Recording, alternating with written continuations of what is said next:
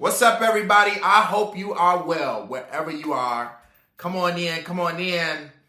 We are live on all social media networks, Facebook, Instagram, Twitter, YouTube. Shout out to everybody watching. Wherever you are, share this video. We're going to have a talk here today that I think is super important for us to talk about. I want to talk about a few things. Today, we're going to talk about the migrant crisis, as well as I want to talk about partnerships in youth. Because I think that, it's so important for all of us to be in a position where we are being active in what's going on in our communities and neighborhoods. And I want to make sure that we talk about that. I recently put out a post that's gaining a lot of traction that talked about, another contract going out on the migrant crisis, another $105 million going out the door to help feed migrants here in the city of Chicago, which caused a lot of uproar, I'm sure. And so I want to talk about that a little bit. Let me get this down just a second. What's up, y'all? What's up, y'all? Let me know who you are and where you're tuning in from. Y'all do that. Let me know who you are, where you're tuning in from. Let me know who you are, where you're tuning in from. I hope you are well wherever you are. So let's talk about it. Here's the thing. There's an agenda at play right here in politics, especially in the state of Illinois and the city of Chicago and throughout the country. And the migrant crisis has really put us in a position where we can see exactly who our politicians are and exactly the agenda that they're moving forward. Whether a lot of folks out there have a conspiracy on if they're creating a new voter base, if they are trying to replace the black voter base or the black population, there are conspiracies everywhere about their agenda. Let me tell you something, what I do know. What I do know is the folks in these neighborhoods are being overlooked. The homeless folks who've been in this city for many years are being overlooked. And the agenda at play, we should not be standing on the sidelines, sitting on the sidelines, allowing what's happening to continue to happen. And what's happening is the city is untransparently, constantly moving for hundreds of millions of dollars in this crisis and looks to move forward probably billions, with a B more, in this crisis for the next however many years until they get some support from the federal government, which I don't see happening. And a lot of you guys out there are tens of thousands of folks waiting on housing units. There are homeless folks who have never had the whole level of government to make sure that they had the resources to get on their feet. There are people who have been in tents for many years who've never had a situation where restaurants were getting $45, $57 million contracts to make sure that they stay fed while they are in frigid winters. It is us who roll our window down and give money. It is us who go and feed the homeless. It is us as residents who care about the folks that are on these streets, who get up and go out and support these folks. It's not the city. The city of Chicago don't make sure that these folks aren't on the street. Don't make sure that these folks have a mental health clinic if they need mental health. Don't make sure that these folks have a pathway into sustainable housing. Don't make sure that these folks are fed 3 times a day. Don't make sure that these folks have a pathway to living a productive life and pairing them with jobs and things of that sort. And so when we look and see what's happening with the migrant crisis, the hypocrisy and what's going on is astonishing, to say the least. And, I think that, we are in a position in a state of emergency in regards to our leadership, because they are using our tax dollars that you are paying taxes. It is our tax dollars going out the window to fund this crisis. It is our even COVID dollars that was given to us from the federal government. $95 million the mayor just moved forward to the migrant crisis. And so what I want you guys to understand is that We should not be sitting on the sidelines and not saying something. We should not be sitting on the sidelines and not calling the alderman. We should not be sitting on the sidelines and not going to the mayor's office to make sure that the mayor knows how we feel about the leadership and the disinvestment in the communities and the mass investment into people who just walked over the border that said they were asylum seeking. The crazy thing about this, guys, the crazy thing about this is that with tens of thousands of asylum seekers here, they still have to go through a process before they're able to be legally asylum seekers. And so what's happening is we are taking care of anyone that comes over the border. That person could have the strongest background and been in a cartel. That person could have been in prison for the rest of his life in Venezuela and let out. That person could be lying about being an asylum seeker and just trying to get over here. And we still are taking care of them. And what you've seen is a lot of crime in regards to the Venezuelan community that came over here. And I'm not talking about all of them. I just want to make clear that we know that this crisis has serious effects on the city of Chicago and the community. And we're not talking about those effects. Everyone around has been getting sick. We have had high schools and elementary schools with big bed bug infestations and different diseases while the hospitals are running rampant because we are just allowing folks to come over. There's no real medical screening going on in these shelters. We don't understand or know who's even coming over the border. And now we're just saying we're going to take care of them, and we are giving hundreds of millions of dollars to restaurants, paying for shelters and food. Every migrant child that comes into a CPS school, we have over 5,000 now, is given a coat, shoes, a book bag, all of the supplies, and making sure that they have everything that they need. And what happens is because the migrants are transient, they move to a different school. And so now another migrant comes in and they do it over and over again, and they get those same resources at every school. While our kids are walking into schools without coats, are walking into schools without being having good food. They are eating bogus lunches in these schools, not even getting fed proper lunches. And when we see what's going on with this migrant crisis, it is not anti-migrant. I want to make this clear, because really what the administration is doing is anti-migrant. They have unleashed over $1 billion, and a migrant still has a terrible quality of life in this city. I want to make that clear. What they're doing is anti-migrant. What we are saying is put your residents first, being pro-resident and saying, make sure that these residents get the treatment. Make sure that these homeless folks get off of Lower Wacker in Tent City.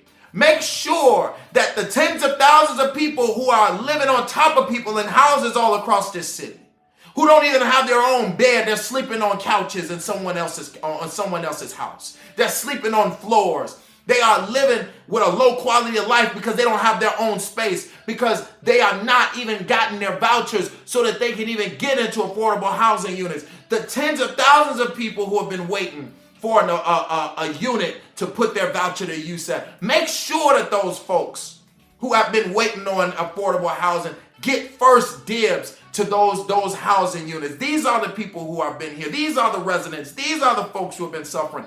These are the folks who have generations of family that are from here and have endured everything.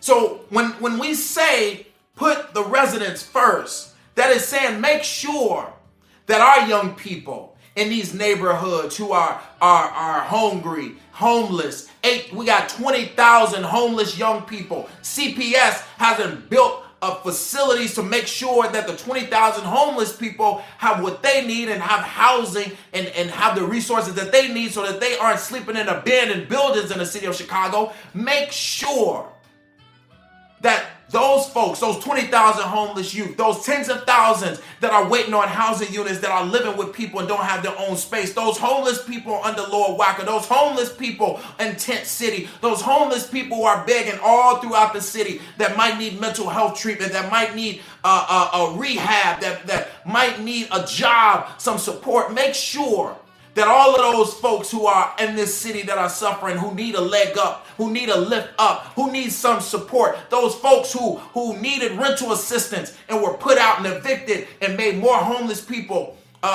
made more people homeless because they didn't have money to pay their rent. They were evicted after COVID, and we used $95 million for the migrant crisis instead of making sure that all those folks who needed rental assistance get the assistance that they need. Make sure that those homeowners after COVID who lost their job, who were barely able to make ends meet, that we have a fund to make sure that those folks can stay in those homes. Make sure that the folks right here,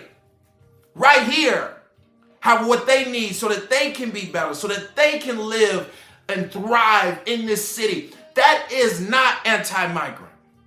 That is the right thing to do. You as a person, hey, I'm not saying the progressives on the north side who talk so highly about the migrant crisis and taking care of it. I'm not saying many folks take them inside their home. I'm not saying many folks use their extra room for a migrant family. Because the reality is if you don't have room at home, if you don't have the resources to take care of somebody, you're going to let them know that we're going to have to find a better place for you where you can get the quality of life.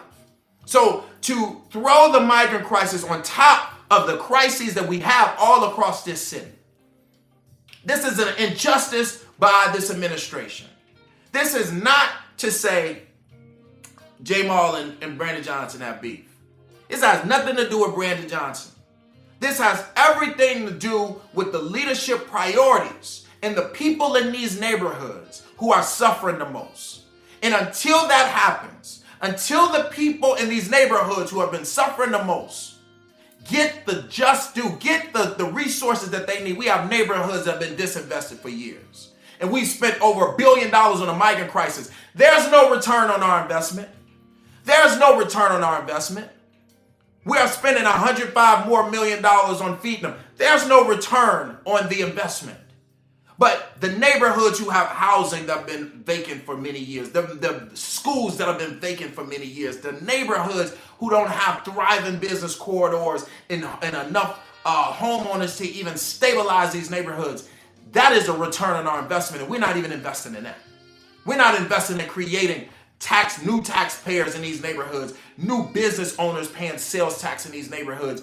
We are not investing into these very neighborhoods who need us most. And so, what's going on here with this situation, guys, is that we need to make sure that these aldermen, the mayor, everyone in power understands that we are not going to play with them come next election. This is not about egos. This is not about politics right now. This is about the very people who are suffering the most that need to rise up and say something. See, in my last video, I talked a lot about when the Trump fans stormed the Capitol, and they were mad because Trump lost an election. They said, "Why we get brought into this?" Well, I brought them into this because they were very passionate about what happened there. That they took their message all the way to the Capitol. It got very violent. And the point is that these folks right here in the city of Chicago who are homeless, who are hungry, who've been on the voucher list for many years, who are living with people and don't have a bed to sleep in, who have have homeless young people. These people out here in these neighborhoods who don't have a grocery store to buy produce, who don't have enough money to buy produce, who don't have good jobs that are near them where they don't have to travel hours away to get to it. Those folks should be mad. Those folks should be stepping up. Those folks should be going down to City Hall saying enough is enough. Those folks should be not letting the mayor in their neighborhoods without making sure that he knows how they feel. It is time that we rise up, folks. It's time that we rise up and make sure that this administration understands the priorities of the people. And the priorities of the people is not sending all of our tax dollars somewhere where we're not going to get a return on our investment right here in our communities. So I want you guys to understand that. I want you guys to understand how important it is for us to be involved. Don't sit on the sidelines. Do something. It's time to do something. It's time to rise up. It's time to come together. It is time to let our voices be heard. See, then they use this bull crap. They say, well, everybody can get some. But at no point in history have we ever seen these neighborhoods get what they deserve.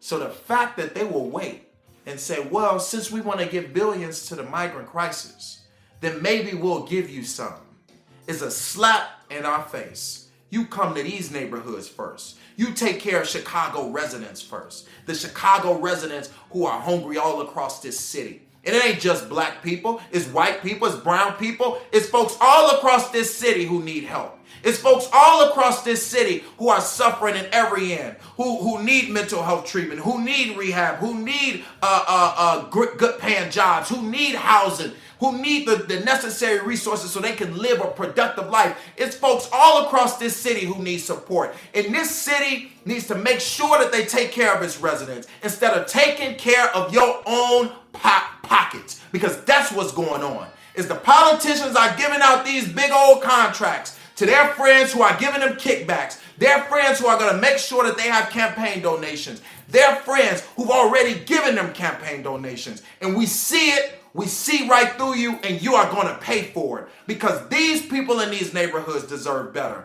We got a $28 billion budget in the city of Chicago. It ain't no reason why people should be suffering. It ain't no reason why people should be hungry. It ain't no reason why we shouldn't have good paying jobs. It ain't no reason why we don't have a thriving downtown for people to have something to do. It ain't no reason why kids don't have community centers and things to do and programs and trade and tech hubs. It ain't no reason why we don't have mental health treatment for folks who need support. It ain't no reason why folks should be under Lower Wacker and under Tent City. It ain't no reason for it. And if you continue to make excuses,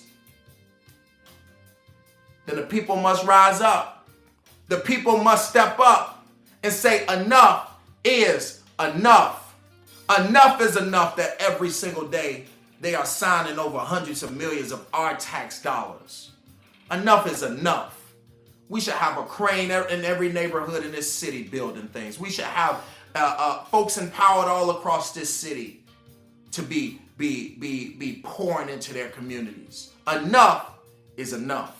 So, I just wanted to just make that clear, guys. And, this has been on my heart because, the thing is that, let me say this, when I ran for mayor, I didn't run for mayor for politics. I don't want to be a politician. If I wanted to be a politician, then I could just run and get any seat in this state. We know this. It's about the impact that I knew needed to be made. It was about the fact that I wanted to make sure that City Hall finally represented the people. I knew that these politicians that they were putting in place for you, I know them all. You know how I know them? Because they rode our wave. When I was that young boy leading the Laquan McDonald movement, when I was that young activist boy that y'all know when I was a teenager, and we had the biggest movement that shifted this whole state, it was CTU. It was Brandon Johnson riding our movement so that they can put forth their agenda. And as a young boy, as a teenager, we didn't know. We didn't know that we're leading this movement and there are special interests that are using our movement to force through their agenda. I knew these people. I've been knowing them half my life. So when I stepped up and ran for mayor and when I was on that debate stage and I told you who these people were, the people didn't understand at the time. But now you understand. There are people out here in your community who want to do good, who want to step up in these leadership positions, who want to serve you. But we don't have power structures that will make sure that the right voices get in power. So what happened is every election, the people with the most money, the people that the Democratic Party get behind, the unions will come together and they will place their own people in power that don't have the interests of the people in the communities. That has to end. It has to end, and we must be educating ourselves and step up and understand, where did they come from? Stop electing politicians who ain't never done nothing. You ain't never seen them do nothing. You ain't never heard of them until they came and asked for your vote. Go and do research on where you been. Where's your interest? Where's your passion? Why are you passionate about that? What type of impact do you want to make? These are the questions that communities must ask when they are selecting leaders. Stop allowing them to select leaders for you. Our business owners, our folks in the community, we must come together. We must pour our money together and select our own politicians from our communities if we ever want to have power. Enough is enough of allowing our leaders to be selected just because they look like you. Because they will go and get somebody that look like you just to make you vote for them. They've been doing it for many years. Because I still ain't seen a black politician yet who gave a damn about black people enough. Then they say, well, they're mayor or president for everybody. Everybody means black too. And for some reason, the black racial wealth gap has only widened. The unemployment gap has only widened. The folks in these neighborhoods are selecting their own oppressors, all because they look like them. So we got to understand going forward, the type of leaders that we must select. We got to understand going forward how we must start coming together. I don't see enough organizing in your community. How can you on your block go get your community members together? How can you in your neighborhood as a business owner bring the rest of the business owners together? We got to start collaborating. We got to start meeting. We got to start setting agendas. We have to understand who every politician is who come through. Don't look at the money. Don't look at the TV. Don't allow them to buy their way into these seats. Because we need leaders who give a damn about the people. And you see where we at now. The people are suffering. Again and again and again. So, woo! Man, I hope y'all are well wherever y'all at, man. And I'm hurting for my people each and every day. I'm hurting for my people. I love y'all, man. And it's not enough for me to just do what I do and keep giving back how I give. Keep making sure that folks have ownership. Keep making sure that folks have the education that they need so they can live a sustainable life for their families. You know, y'all don't understand how hard it is to speak out. What that does to me when I speak out. Y'all don't understand that in every position for many years, I've been blackballed by every administration. The last 3 administrations I've been blackballed from. They have stopped my projects that I wanted to do in the city of Chicago. The mayor have stopped my projects I wanted to do in the city of Chicago because of my voice.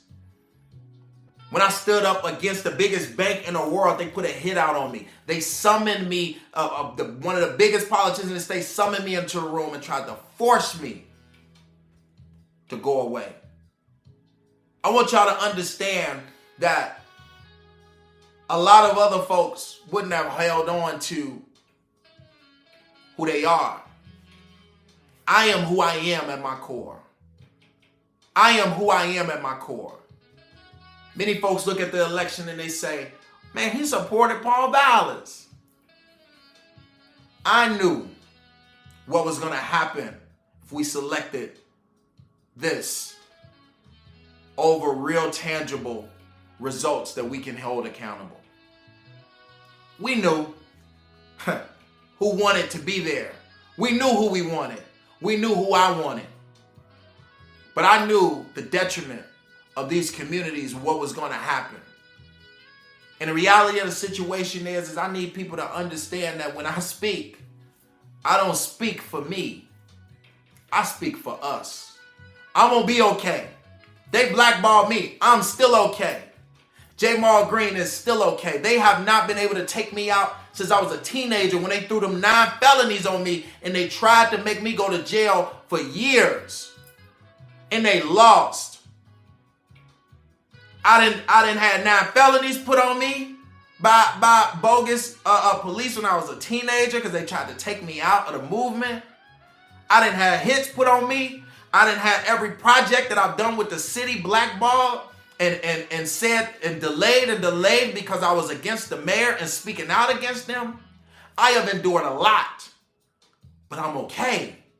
And I've always been okay because I know who created me and I know who got me. And every time I went in them rooms and told them no, every time I went in them rooms and put my middle fingers up, I knew when I walked out that room, that man got me. And that's why I'm here today. Still able to speak, still able to be relevant, still able to pay my bills, still alive and well. And they have not been able to take me out since. So when I speak and I tell y'all something, and I tell y'all about the folks who y'all really don't know, I was being real. I was being honest. And I was telling you who they are. I don't play the game to get invited to the Christmas parties. I don't care about the Democratic Christmas parties. I don't care to be up under them. How many times have the president of the board president and head of the party and called me and asked me to support stuff? And I said, hell no, every single time. Because I don't follow nobody. And I don't mop no floors. And I don't kiss no ass. It's not me. And if y'all know me, it ain't never been me. And that'll never be me.